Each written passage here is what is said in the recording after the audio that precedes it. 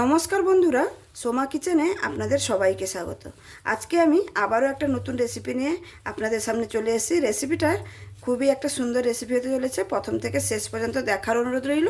Skip না করে প্রথম থেকে শেষ পর্যন্ত দেখবেন। আজকে আমি বানিয়ে দেখাবো চিড়ের নাস্তা বা নমকিন পোহা। এই নমকিন পোহাটা খেতে কিন্তু দারুণ স্বাদের হয়। আর সকালে চায়ের সঙ্গে বলুন বা বিকালে নাস্তা বলুন, এটা একদমই জমে যাবে।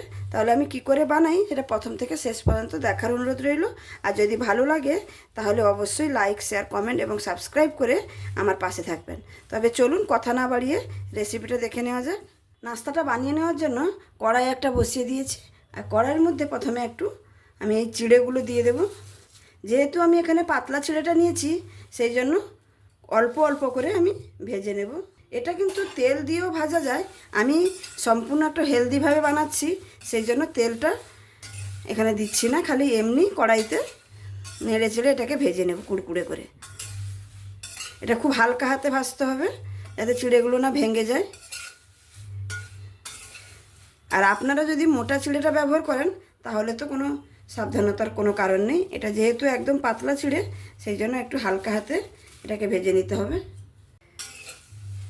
একে এরকম অনবরত নাড়াচাড়া করে হালকা হাতে চিড়েগুলোকে আমি মুচমুচে করে একদম ভেজে নেব। চিড়েগুলো দেখুন কতটা চওড়া চওড়া ছিল, কিন্তু ভেজে নেওয়ার পরে দেখুন এরকম ছোটো ছোটো হয়ে গেছে। আর কতটা মুচমুচে হয়ে গেছে দেখুন। হাত দিয়ে দাবালে দেখুন একদম মুচমুচে করে ভেজে নিয়েছি। এবার এগুলো ভাজা হয়ে গেছে, আমি এগুলো ঢেলে নেব। আবার এরকমভাবে সবগুলো বানিয়ে নেব।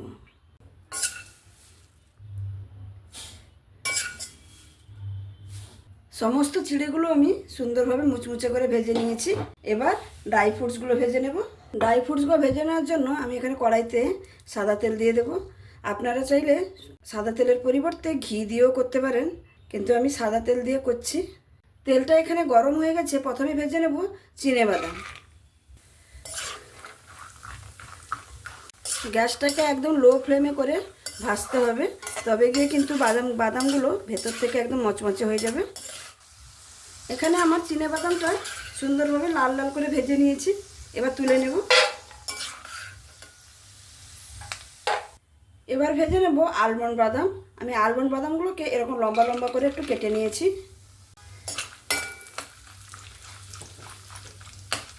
আলমন্ড বাদামের সঙ্গে দিয়ে দেবো কাজু বাদাম, কিশমিশ,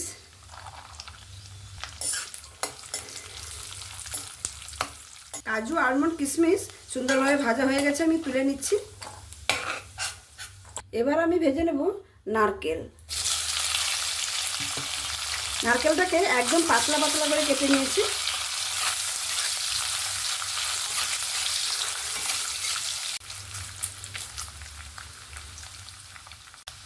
এখানে আমার নারকেলগুলো সুন্দর লাল লাল করে ভেজে নিয়েছি। এবার তুলে নিচ্ছি। এটা অলরেডি ছোলাটা মানে ভাজা ছোলা, সেই জন্য আমি একে আর ভাজলাম না, ওর সঙ্গেই মিশিয়ে দেব। তারপরে ভেজে নেব কাঁচা লঙ্কা। চারটা কাঁচা লঙ্কাকে আমি ছোটো ছোটো, আর তার সঙ্গে দিয়ে দেবো কারি পাতা।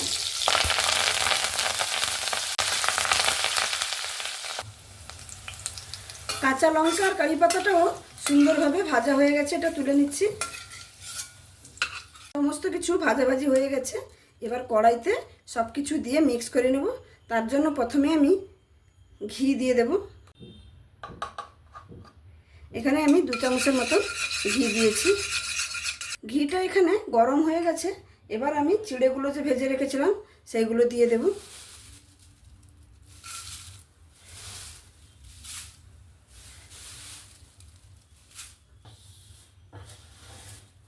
সমস্ত চিড়ে দিয়ে দিয়েছি।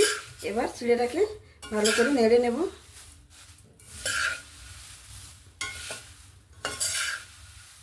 চিড়েটাকে ঘিয়ের সঙ্গে ভালো করে নাড়াচাড়া করে নিলাম। এবার ভেজে রাখা ড্রাই ফ্রুটসগুলো দিয়ে দেব। ভেজে রাখা সমস্ত ড্রাই ফ্রুটস দিয়ে দিলাম, দিয়ে আবারও মিক্স করে নেব। এরকম বাড়িতেই এরকম নাস্তা বানিয়ে নিলে আর বাজার থেকে কিনে খাওয়ার কোনো দরকার নেই। যেহেতু সব রকমের ড্রাই ফ্রুটস আছে, এটা হেলদিও। ভালো করে মিক্স করে নিয়েছি ড্রাই ফ্রুটের সঙ্গে। এবার এখানে কিছু গুঁড়ো মশলা দিয়ে দেবো। তার আগে দিয়ে দেবো এই যে ছোলা ভাজাটা যে রেখেছিলাম, সেই ছোলা ভাজাটাও দিয়ে দেবো। এখানে সামান্য পরিমাণে একটু কাশ্মীরি লঙ্কার গুঁড়ো দিয়ে দেবো, আর একটু দিয়ে দেবো চাট মশলা। গ্যাসের ফ্লেমটা কিন্তু একদম স্লোতে রাখবেন। আমচুর পাউডার মশলা, বিট লবণ দিয়ে আবারও এটাকে মিক্স করে নেব ভালো করে। দেখুন চিড়ার মধ্যে কি সুন্দর একটা কালার চলে এসছে।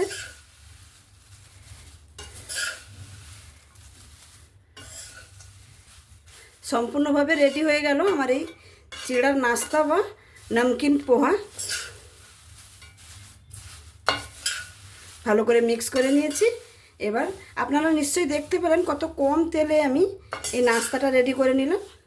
সম্পূর্ণভাবে রেডি। এবার আমি পরিবেশন করে দেখাচ্ছি। তাহলে বন্ধুরা দেখতেই পেলেন আমার এই নাস্তার রেসিপিটা, চিড়ের নাস্তা বা পোহা নমকিন, যেটাই আপনারা বলতে পারেন। এই নাস্তার রেসিপিটা ঘরে কত সহজে আমরা বানিয়ে নিতে পারি সেটাই করে দেখালাম। বাজার থেকে না কিনে এরকম বাড়িতে বানিয়ে নিলে আর কোনো সকালে চায়ের সঙ্গে হোক বা বিকালে চায়ের সঙ্গে হোক, মানে খুবই সুন্দর লাগে খেতে। তাহলে আমার এই রেসিপিটা যদি আপনাদের ভালো লেগে থাকে তাহলে অবশ্যই লাইক, শেয়ার, কমেন্ট এবং সাবস্ক্রাইব করে আমার পাশে থাকবেন। আর যে সকল বন্ধুরা অলরেডি আমার পাশে আছেন সাবস্ক্রাইব করে, তাদেরকে অসংখ্য ধন্যবাদ। আর যারা এখনও সাবস্ক্রাইব করেননি তাদেরকে বলছি প্লিজ বন্ধুরা সাবস্ক্রাইব করে আমার পাশে থাকুন। তাহলে আরও নতুন নতুন রেসিপি আপনাদের সামনেও নিয়ে আসতে পারবো আর আপনাদের উপহার দিতে পারবো। তাহলে আজকের মতন এখানেই শেষ করছি। আবার দেখা হবে অন্য কোনো দিন অন্য কোনো রেসিপির সঙ্গে। সবাই ভালো থাকবেন, সুস্থ থাকবেন, সাবধানে থাকবেন। ধন্যবাদ।